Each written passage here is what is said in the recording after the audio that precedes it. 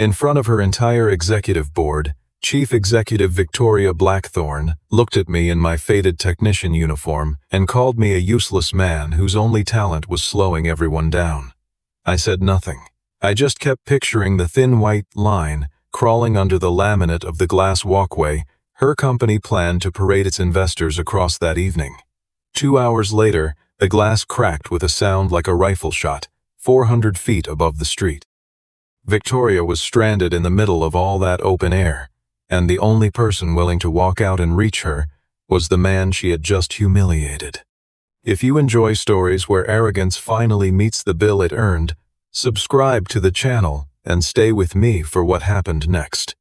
My name is Wade Holloway, and for 3 years I had been a senior facilities technician at Blackthorne Meridian, which is a polite way of saying I was furniture with a tool belt. The building was 101 stories of black glass on the edge of the financial district, and the family that built it had spent 3 generations teaching the city to say the name Blackthorne with a small, involuntary respect. I worked the levels most guests never saw, the gray corridors behind the marble, the plant rooms where the air smelled like hot copper and filtered dust. I liked it there.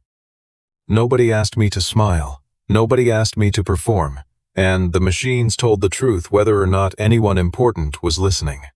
That morning the whole tower was vibrating with a different kind of energy, the kind that comes from money about to be announced. Blackthorne Meridian was unveiling the largest development in its history from the 62nd floor, and the centerpiece was not a stage or a screen. It was the Sky Gallery, a glass walkway 220 feet long that joined the tower's east and west wings across an open canyon of air. Its floor was structural laminate, its walls were structural laminate, and when the afternoon sun came through it, the whole passage turned into a corridor of white light suspended over the traffic below. Victoria had described it in an investor letter as the most honest room her family ever built, because in it there was nowhere to hide. At 11 that morning I was under the walkway on the service catwalk, checking the lighting circuits that ran beneath its floor, when I heard a sound that did not belong. It was small. It was not the sound of glass breaking, and I want to be honest about that, because everything that came afterward depended on the difference. It was a tick, a single dry click of metal releasing tension against metal, the sound a load-bearing component makes when it slips a fraction of a millimeter and finds a new place to rest. I had heard that sound before, in other buildings in another life, and it had never once meant nothing. I put my hand flat on the underside of the frame and waited. 90 seconds later, I heard it again. So I got out my light and went along the panel edges the slow way, the way I was taught 2 decades ago by a foreman who lost a crew member to an assumption. What I found was not one thing. It was 4 small things standing in a row, and in my old trade 4 small things in a row is not a coincidence. It is a sentence. There was a fine white line inside the laminate, maybe 5 inches long, near the edge of the 3rd panel from the east anchor, and a white line inside laminate means the layers have begun to let go of each other.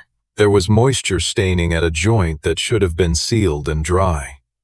There was an expansion gap that measured wider at one end of a run than the other, which meant something in that frame was no longer moving the way the designers expected. And when I rested 2 fingers against the panels one after another, while a truck rumbled past below, the 3rd answered that vibration on a different note than its neighbors, like one string tuned a half step off. At 11:41, I filed a request that the Sky Gallery be closed to foot traffic until a structural engineer inspected the east anchor run.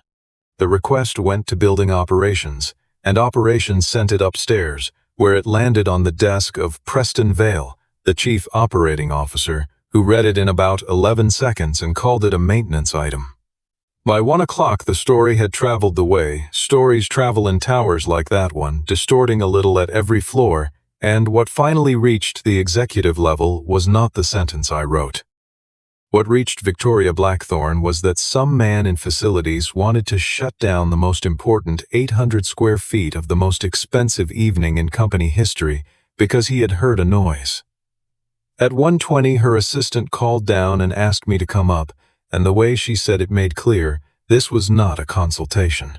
I took the service elevator up and walked into a room with a table long enough to land a small aircraft on. 14 people sat around it, and on the screen above Victoria's chair were 4 words I had not authorized and could not explain. SK Gallery, cleared for opening. I stood in the doorway looking at that screen, knowing that nobody had re-inspected anything, knowing that no engineer had touched that anchor run since I filed my request 2 hours earlier, and understanding for the first time that I was not walking into a discussion about a building. I was walking into a discussion about who was allowed to be believed. Victoria Blackthorne was 39 years old, and she was not a fool. I want to establish that early, because it would be easier for both of us if she had been. She had dragged a family firm that was coasting on its name into a decade it was not prepared for, and she had a reputation for asking the one question in a negotiation that made everyone else realize they had prepared for the wrong meeting. Intelligence was never her problem.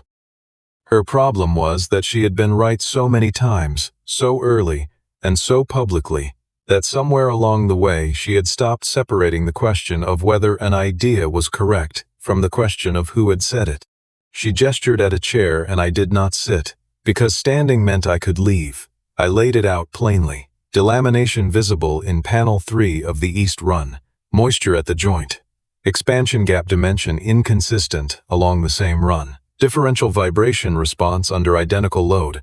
I told her I was not claiming the walkway would fail, because I could not know that and I would not pretend to, and I have found that people trust you more, not less, when you draw that line out loud. I told her the 4 findings together were enough to justify closing the span until a licensed structural engineer looked at the east anchor, and that such an inspection would take somewhere between 2 and 4 hours. Victoria listened to all of it without interrupting, which surprised me, and then she asked one question. Was I a structural engineer? I said no. She let that answer sit in the room a moment longer than it needed to sit, and then her eyes went down to the plastic badge, clipped it to my chest pocket, the one with the gray stripe that meant facilities, and I watched her finish the arithmetic. Nobody in that room knew what I had done before I came to work in their basement. It had never come up, because in a building like that, nobody ever asks a man in a gray stripe what he used to be. Preston Vale filled the silence, the way he always did. He said the contractor had signed off on the entire span 6 months ago, that there was a certificate on file with the city, and that the certificate was the reason certificates existed. Mallory Keene, who ran communications, mentioned that 11 media outlets were confirmed and that the walk-across had been in every invitation for 5 weeks. Somebody at the far end said the words liability exposure in a tone that made it clear he meant the exposure of canceling, not the exposure of proceeding. And in 90 seconds, a technical question had been converted into a scheduling question, which is the most dangerous magic trick that gets performed in rooms like that one. I tried once more. I said a scratch in glass looks like a scratch, and delamination looks like a cloud growing inside the pane, and those 2 things have nothing to do with each other except that they both happen to glass. I said a deformed expansion gap is not cosmetic. It is the frame telling you that a load is going somewhere the drawings never sent it. I said I would put my findings in writing and I would be happy to be wrong at 5 o'clock in front of everyone if an engineer signed off. That was when Victoria stood up, and the room went still in the particular way a room goes still when everyone senses that the meeting is about to stop being about the agenda. She said, "Do you know the problem with men like you, Wade?" She said it evenly without raising her voice, which somehow made it worse. "You think finding a problem makes you important. You have one small piece of a very large machine, and the only way to feel large yourself is to stand in front of the machine and put your hand up." A few people looked at the table. One person, I will not say who, made a small noise of agreement. Then she said the sentence, "We need people who solve problems. What we do not need is a useless man whose entire contribution is telling everyone else to stop." Mallory laughed softly, the way you laugh when the laugh is a form of loyalty rather than an actual response to humor. Owen Rourke, who ran building safety and had been standing near the wall the whole time, looked at the carpet. 14 people, and not one of them said a word, and I understood that they were not agreeing with her. They were just choosing, very quickly, which side of the room they wanted to be on when the story got retold. I did not argue. There is a version of me from 15 years ago who would have argued, who would have put his qualifications on that table like a man throwing cards down. And I have learned that when you do that, the conversation becomes about you and stops being about the building. So I said the only thing that still had any weight left in it. I would like my request entered into the record. That bothered her more than anything else I had said, arguing she could win. A record is not a conversation, it is a clock, and a clock keeps running after the room empties. She told me the Sky Gallery would open on schedule and that I was dismissed, and I went out through the glass doors and down the corridor with the good carpet, past the catering staff wheeling in crates of stemware. In the elevator, my phone buzzed against my leg. Safety request number 4471. Closed by executive override. I stood there watching the floor numbers drop and thought about how clean the word override sounds, how it suggests a decision made with more information rather than less, and how the only thing it had actually overridden was a man's eyes. Back on the technical level, I set the phone face down on the bench and let myself be angry for exactly as long as it took to wash my hands. Then it rang, and it was Nora, my daughter, who is 11, and who calls me at lunch on days she has a test because she says my voice is boring in a good way. She wanted to know if I would be home for dinner, and whether we were still doing pancakes on Friday, even though she had called pancakes for dinner babyish last month. I told her Friday was locked in, and that I might be late tonight because there was a little bit of a situation at work. She said okay in the way kids do when they have already moved on, and hung up, and I stood there with the phone warm in my hand.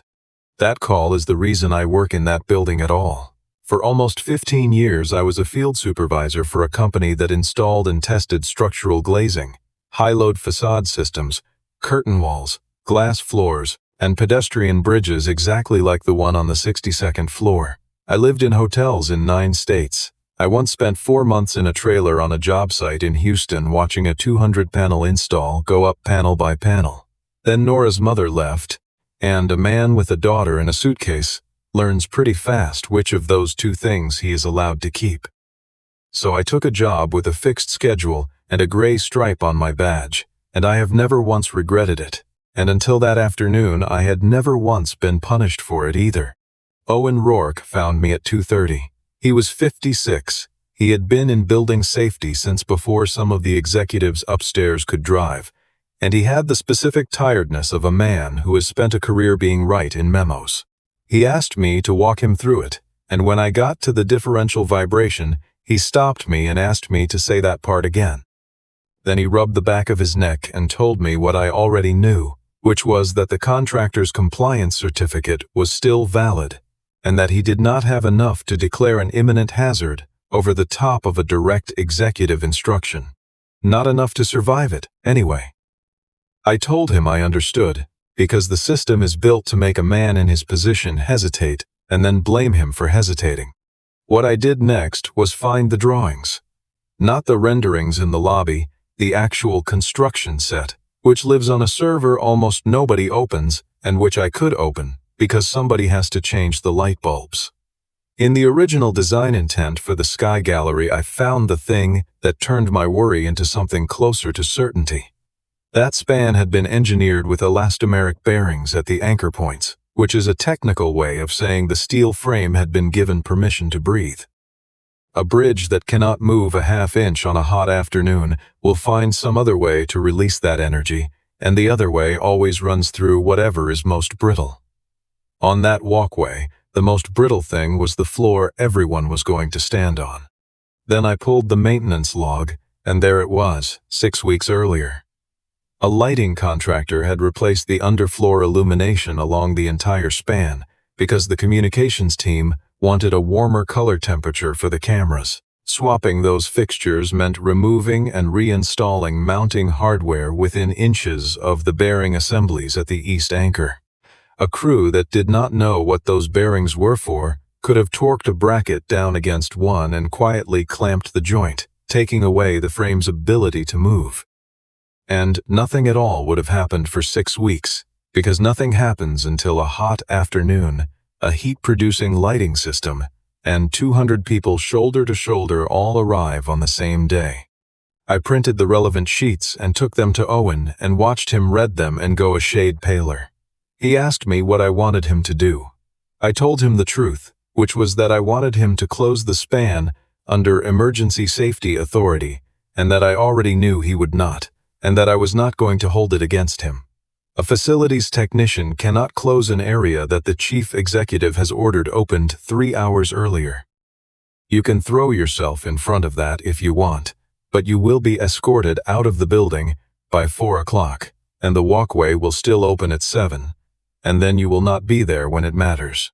So I did the only useful thing left, which was to stop trying to prevent the event and start preparing for it. I pulled 2 fall arrest harnesses from the equipment room and checked the date codes, the stitching, the buckles. I pulled 100 feet of static line and 2 self-retracting lifelines, found the certified anchor points on the primary steel installed for the window crews, and tested everyone. I walked the steel service catwalk that hugs the north flank of the span from anchor to anchor, counting my steps until I could have walked it with my eyes shut. I checked both emergency exits, moved a catering cart that was blocking one, and made sure I could work the crowd barrier panel without a supervisor's key. At 4:40 in the afternoon, the sun dropped low enough to come through the west wing and lay itself flat across the span, and glass under raking light tells you things it will not tell you any other way. I went back to panel 3 and put my light on the edge and found that the white line inside the laminate was no longer 5 inches long. It had grown by roughly 3 inches in 5 hours on a day where nothing had happened yet except the temperature climbing and the new lights being run at full output for the camera tests. And as I crouched there with my palm against the frame, I did not hear one tick. I heard 3, spaced about 2 seconds apart, walking east along the anchor like footsteps. The sky gallery opened at 7 o'clock exactly, and I will admit it was beautiful. They had killed the corridor lighting and let the city do the work, so the whole span floated in the dark like something dreamed rather than built, and the guests came through the east doors in black tie and stopped, every one of them, at the threshold, because the body needs a moment to accept walking onto nothing. Then they stepped out and laughed at themselves for hesitating. Waiters moved along the span with trays. The cameras were rolling and the feed was going out live to investors in 4 time zones, and Victoria Blackthorne stood at the center of it in a dark green dress, entirely in her element. I stood at the east entry with my back to the wall, in gray coveralls, holding a radio. Owen was at the west end doing the same, on a channel and a phrase we had agreed on, and neither of us had told anyone else, because there was nothing to tell that had not already been closed by executive override. I watched the surface, not the people. There is a thing that happens with structural glass before it lets go, a change in the way it returns light, and you cannot describe it to somebody who has not spent years looking, but it is the difference between water in a glass and water in a glass that somebody just set down hard. At 7:22, Victoria saw me. She crossed 30 feet of walkway with a smile still in her face for the cameras, and when she got close, the smile went off like a switch. She told me, quietly, to leave the guest area. She said my uniform was appearing in the frame behind the presentation, that it looked like a maintenance problem was in progress, and that this was the single most photographed evening in the company's history. Then she said, very softly, so that only I could hear it, "I called you useless in a boardroom this afternoon. Please do not prove me right in front of the press." I have thought about that sentence more than any other thing she said to me, because it tells you exactly what she believed was at stake. Not the span, the framing. I did not answer her. I looked past her shoulder at a champagne flute standing on the linen of the service table near the east anchor, and I watched the surface of the wine inside it move. It was not much. It was 3 or 4 concentric rings appearing, and settling, and appearing again, the way liquid behaves on a table in a train car. There was no music heavy enough to do that, no crowd movement heavy enough, and the flute was standing on a table whose legs rested directly over the anchor run I had been worried about since 11 in the morning. That was the moment my worry stopped being an argument I was losing and became a countdown I could see. I keyed my radio and told Owen, the phrase we had agreed on, that I needed the west entry held. Then I turned to the security officer at the east door and told him to stop admitting people to the span. He looked at me, and then he looked at Victoria, who was standing right there, and Victoria said no. She said it with the flat authority of a person who has never once in her professional life been overruled by a man in coveralls, and she added that the second wave of guests was already queued and that this was not the moment. And I did not argue because I was done arguing at 11:41 that morning. I turned and took 4 steps to the crowd barrier control panel and put my hand on the emergency stop. That is when it happened. The sound came up through the floor and through the soles of everyone's shoes at the same instant. A single hard report, dry and enormous, like a rifle fired inside a church. 200 people stopped moving simultaneously. A tray went down somewhere with a long, ringing crash that seemed to last much too long. And under the outermost layer of the floor, about 60 feet from the east anchor, a white line opened across the panel and forked again, spreading out into the shape of a hand pressed against the glass from underneath. I want to be clear about what happened next, because the version that got told later made it sound faster and braver than it was. Nothing collapsed. Laminated structural glass does not disappear. It fails in stages, and those stages can take seconds or minutes, and everything depends on what people do inside that window. What I did was raise my voice, once, in the flat register you use so that people hear instruction instead of fear. Everyone off the span. Walk. Do not run. Nearest end only. Most of them moved, and most of them moved well, which I did not expect. A few did not. A man in his 60s near the middle simply sat down on the glass, which is the worst possible response and also a completely human one. 2 people ran, and running is what drives 300 pounds of impact through one panel at a time, and I called them down and they slowed. I split the span in my head and sent each half to its own end, because the one thing that would finish us was 200 people all crossing the damaged section at once to reach the door they came in through. Owen was doing the same at his end, and for about 40 seconds it worked. Victoria was near the center when it started, and Victoria was the reason I lost her. She turned back. There was a woman in her 70s, a board member's wife, who had frozen about 15 feet from the crack line, and Victoria went back for her, took her arm, and steered her west, and got her moving, and stood there a second too long, making sure she kept moving. It is the single fact about that night that I have never been able to make fit neatly into the story anyone wants to tell about her, and I have stopped trying. She could have been off that span in 9 seconds. She spent them on somebody else. Then the second report came, behind her, and it was not a crack, it was a tear, a low grinding sound with a snap at the end of it, and a section of the outer layer about 8 feet long went milky white all at once. It did not fall. It just stopped being glass and became something that looked like frost on a windshield, opaque and wrong, and it sat there between Victoria Blackthorne and the western half of the walkway. The remaining guests were clearing the west end. The east end behind her held the fork-shaped crack that had started all of it. And in the space of about 90 seconds, the most photographed woman in the city had become the only person left, standing in the middle of 220 feet of failing glass, 400 feet above the street, alone. She looked east, toward me. I had already stepped back from the crowd barrier, and I was pulling the harness up over my shoulders, and I remember the exact moment she registered what I was doing, because her whole face changed. Not gratitude, not yet. Something closer to disbelief, the specific disbelief of a person watching the last card in the deck turn over and finding it is the one she threw away. I did not run out onto the glass. I want that on the record too, because the thing that keeps people alive in that situation is almost never courage. It is knowing which surface will hold. Running onto that floor would have put my weight on the same compromised panels that were already carrying hers. And the difference between one person's load and 2 on a failing laminate run is not a difference you get to test twice. Instead, I went out the maintenance hatch at the east anchor and onto the steel service catwalk that runs along the north flank of the span. The graded walkway. I had counted my steps along 4 hours earlier, and I clipped my fall arrest line to the primary load beam and started moving. Victoria. I used her first name for the first and only time because a title is a distance, and I needed her to be a person taking instruction. Do not run, do not jump, do not look down.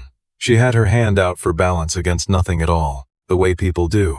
The city was underneath her feet in perfect focus, cars and streetlights, and a bus turning at an intersection, all of it visible through a floor that had just started making noises like ice on a lake.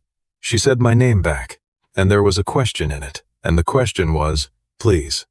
There was a sound then, a soft granular hiss, and small fragments began coming off the underside of the outer layer where it had gone white, drifting down through the dark like sugar. That was the sound that broke her. She took one step toward me, and I put every bit of volume I had into a single word. Stop. She froze with her weight still shifting, and I told her why, because people obey reasons longer than they obey shouting. Every step loaded a new panel. The only surface on that span guaranteed to hold her was the 18-inch strip running directly over the steel beam, and she was standing 4 feet north of it. I talked her onto the beam line first, not toward me, sideways, in 3 small movements, each one placed where I told her to place it, and it took close to 2 minutes to move her 4 feet, and it was the longest 2 minutes I have ever spent. Behind her, the milky section made a sound like a knuckle cracking. Somewhere, at the west end, a woman was screaming in the particular rhythm of someone who has stopped being able to stop, and somebody else was saying her name over and over. The camera at the east end was still running on its tripod, unattended, streaming all of it to 4 time zones.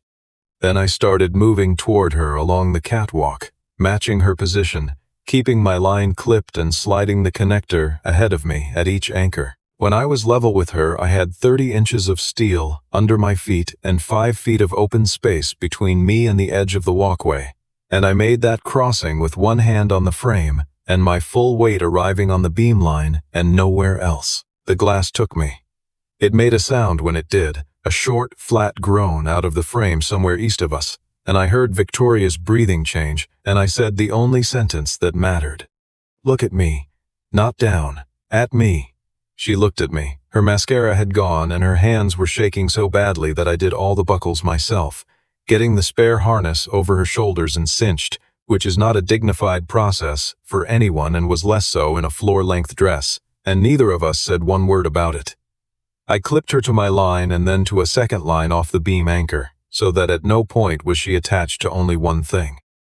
Then I put my hand flat between her shoulder blades and told her we were walking east along the beam line, 1 shoe length at a time, eyes on the door. We were 40 feet from the east hatch when the section behind us let go. It did not explode, and it did not vanish. The lower ply released from the frame along one edge and swung down, held by the interlayer, and hung there flexing, and the sound it made was a deep, resonant boom, followed by a long shivering rattle that went all the way through the steel and into the bones of my feet. Victoria's knees went. I caught her under the arm and kept her moving, and I did not look back, because there was nothing behind us that I could fix and everything in front of us that I could. 20 feet. 10. Owen had come around through the east wing with 2 of his officers, and they had the hatch open and their hands out, and I passed her across, and she went down onto the concrete of the mechanical landing on her hands and knees, and stayed there. Somebody put a coat over her shoulders. Out in the corridor, 200 people who had spent the last 6 minutes watching through the glass began to applaud, which is a thing crowds do, because the body has to put the adrenaline somewhere. I did not stay for it. I unclipped, dropped my line and turned to Owen, and my voice came out rougher than I meant it to. Close the entire east wing, 61 through 64. Nobody steps onto that span again, not tonight, not for the cameras, not for anybody. He was already keying his radio before I finished. Behind me on the floor, with a stranger's dinner jacket over her shoulders and her hair stuck to her face, Victoria Blackthorne watched the man she had called useless walk away from the applause to go shut down her building. She told me later she opened her mouth twice and could not find a single word that was not an insult to what had just happened. By midnight, the tower was a crime scene without a crime. The city had 4 inspectors on the 62nd floor. The east wing was dark and sealed with tape that looked absurd against the marble. Nobody had died. Nobody had even been seriously hurt. The worst injury of the night was a broken wrist, and I have thought many times about how narrow the margin was between that sentence and a completely different one. I spent those hours in the mechanical level giving statements and pulling logs, and at around 1 in the morning I walked past an open office where Mallory Keene was on a call, and I heard the phrase they had settled on, an unforeseeable material event. She said it twice, testing the rhythm of it. An unforeseeable material event, no indication of prior concern, immediate and heroic response by building personnel. I stood in that corridor for a second and understood that within 36 hours, if nobody interrupted it, that sentence would become the truth, because the truth in institutions is not what happened. It is what gets written down first and repeated most. I did not go in and argue with her. I went downstairs and built a file. Photographs of panel 3 taken at 11:50 that morning, with the metadata intact. Photographs of the same panel at 4:40, showing the white line 3 inches longer. Safety request number 4471, time-stamped, and the automated notice of its closure by executive override, time-stamped. My email to Owen at 2:51 with the design sheets attached and the bearings circled. The maintenance log entry for the lighting retrofit. I sent all of it to the city investigator, copied outside counsel, went home at 3 in the morning, slept 4 hours, and made pancakes, because it was Friday.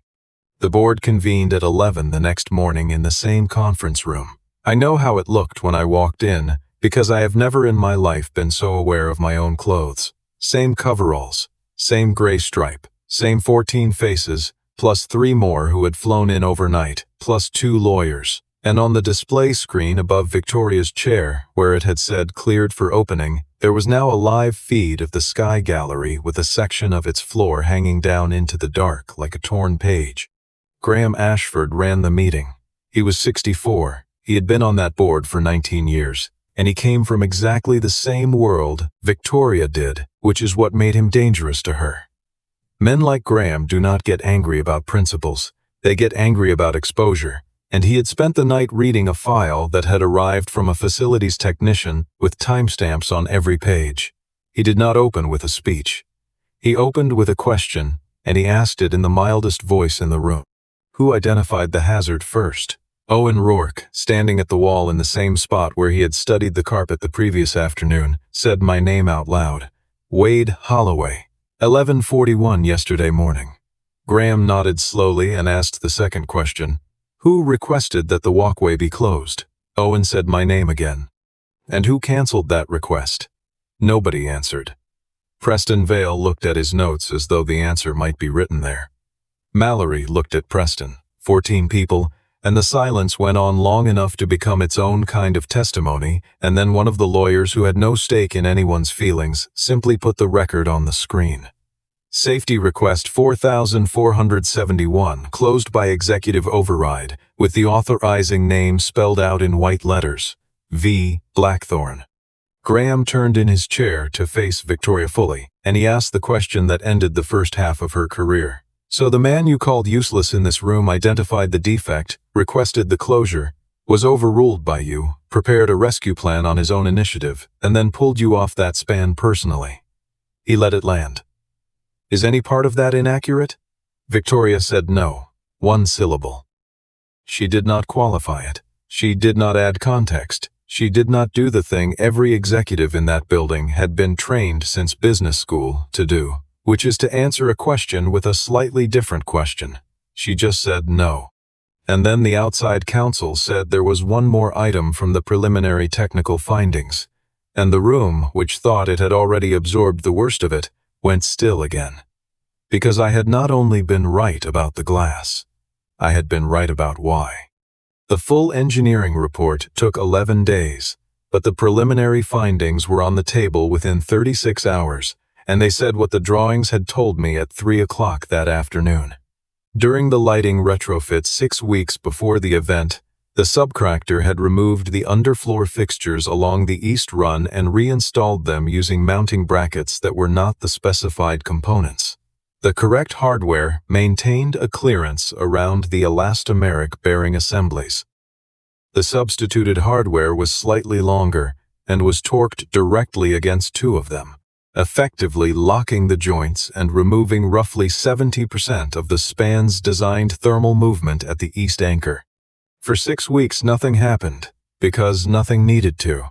Then came a day in the high 80s, with the sun on the west face all afternoon, with a new lighting system running at full output beneath the floor for camera tests, and with a live load of more than 200 people concentrated on a span designed for casual pedestrian traffic.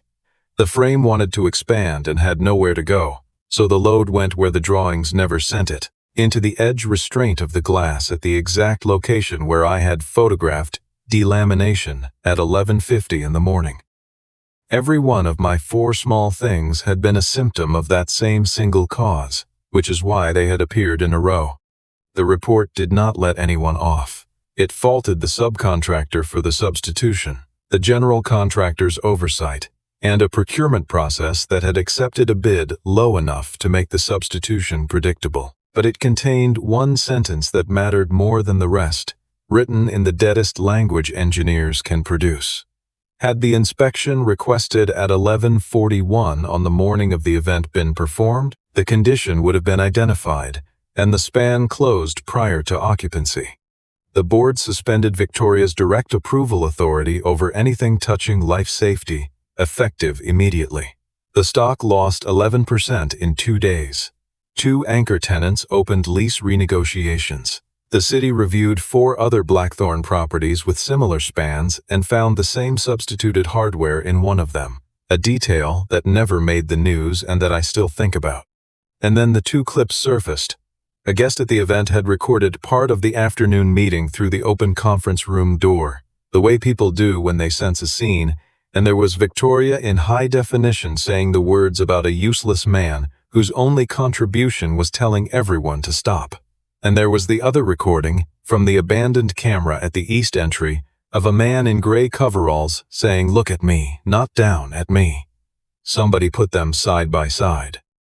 Within a day, the man asked to step out of the frame because his uniform ruined the shot was the only face anybody in that city could describe. Mallory Keene wrote an apology and put it in front of Victoria that afternoon, and it was, in its way, a very good one. It used the word humbled twice. It committed to a comprehensive review, and it did not contain my name, because her assessment was that naming me would extend the story by 2 more days. Victoria read it, and then did the first thing in this whole account that made me reconsider her.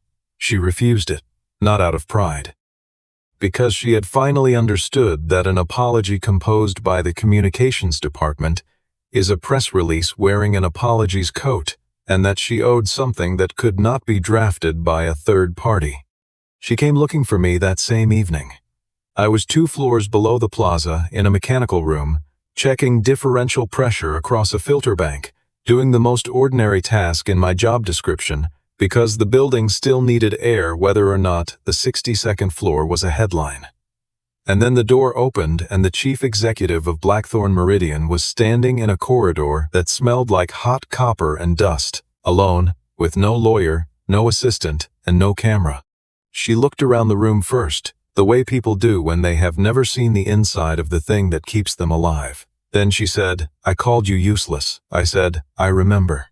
She said, "And when it started coming apart, you went out there anyway." I put down the gauge, because that deserved my hands to be still. I told her the truest thing I know about that night. I didn't save a chief executive. I saw a person in danger who did not know how to get out, and I knew how. That's all that was. She was quiet a while. Then she asked how a facilities technician knew what an elastomeric bearing was, and I told her. 9 states. 14 years of structural glazing, curtain wall, load testing, and glass floors, 4 of them as a field supervisor certifying installations exactly like the one hanging in pieces above our heads. And a daughter who was 7 when her mother left, and a choice between a career that lived in hotels and a job that put a man in the kitchen at 6:30 every evening. I told her I would make that trade again tomorrow. I watched her absorb it, and I watched the second mistake arrive, which was worse for her than the first. She had not simply ignored a warning. She had looked at a plastic badge with a gray stripe and concluded, in under a second and without any awareness of doing it, that the badge was the total inventory of the man wearing it. Everything I said afterward was filtered through that conclusion, and no amount of intelligence protects you from a conclusion you reached before the conversation started. Then she said something I have not repeated until now. I have been in that room for 11 years. How many others did I do that to, who never got a chance to be right in front of witnesses? She offered me a promotion on the spot, with a number attached that was more than double what I was making. I did not take it, not out of pride, and not for leverage, but because a promotion is a reward given to one person, and the thing that nearly happened on that walkway was not a one-person problem. I told her what I wanted instead. Building safety needed the authority to close any area of any Blackthorne property on its own signature, immediately, with no executive approval required and no override available above it, with the burden then falling on the company to prove the area safe, rather than on a technician to prove it wasn't. Fix the system that made me shout into a closed door, and then we could talk about my title. She looked at me for a long moment in that ugly fluorescent light. Then she said, "Draft it. I'll take it to the board myself." And she did, 8 days later in the same conference room, and it passed with 2 abstentions. 7 months later, the Sky Gallery reopened. It had been stripped to the steel, the bearings replaced, and independently certified. Every panel tested, and the span rebuilt with a monitoring system that reads strain continuously and reports to a screen anyone in building safety can see. The retrofit cost north of $9 million, roughly 4 times what a 2-hour inspection would have cost on a hot afternoon. And I have never needed to say that out loud in that building, because everyone there now says it to themselves. The larger change was not the bridge. Blackthorne Meridian stood up an independent building safety division, reporting straight to the board, 16 people across 9 properties, insulated by charter from operations. I run the field engineering program inside it. I did not become a chief executive, and nobody named a conference room after me. What I got was a title that matches what I know, the authority to act on it, a salary that let me stop calculating in the grocery store, and a schedule that still has me in the kitchen at 6:30 most evenings. Nora is 12 now and claims to be embarrassed by the pancakes, and still eats 4 of them. Victoria kept her job. There are people who think she should not have, and I understand the argument, and my own view is complicated by the fact that I watched her turn around on a failing floor to move a 70-year-old woman toward a door. She served out a board oversight period. She gave depositions. She personally called every guest who had been on that span, and she never once, in any public setting, described what happened as unforeseeable. On the morning the walkway reopened, there was a small ceremony, and about 4 minutes before it started, a 26-year-old technician on my team named Ellis flagged an anomaly in the strain readings at the west anchor and asked for a 10-minute hold. He was visibly terrified to say it, standing in a corridor full of executives with his hand half raised, and the whole hallway turned to look at the chief executive. I watched Victoria Blackthorne take about 1 second, which was 1 second longer than she needed. She said, "If safety says stop, we stop." Then she stepped back and let a kid nobody in that hallway could name go do his job. The anomaly was a sensor calibration drift, which is nothing at all, and we opened 11 minutes late. I walked out onto the new span first, because that is the protocol I wrote. Victoria came a few steps behind, and we stood near the center where she had stood alone in the dark, with the city under our shoes, and nothing between us and 400 feet of air except glass that had finally been allowed to be honest about what it could carry. Nobody was above anybody. There was no gray stripe and no corner office out there. Just 2 people who had learned the price of deciding in advance whose voice counts. Victoria Blackthorne once believed that power meant other people had to listen to her. A sheet of cracked glass 400 feet above the street taught her something she had missed in 3 generations of family instruction and 11 years in the chair. That sometimes the person most worth hearing is the one the whole room never bothers to look at.